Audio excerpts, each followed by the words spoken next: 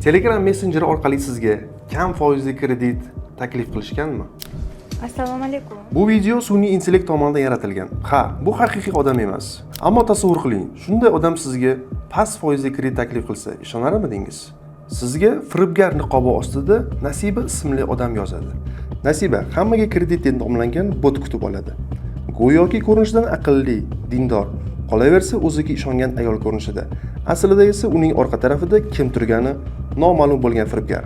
Fuqarolarning ishonchiga kirish maqsadida soxta ma'lumotlar bilan skrinshotlar yuboradi.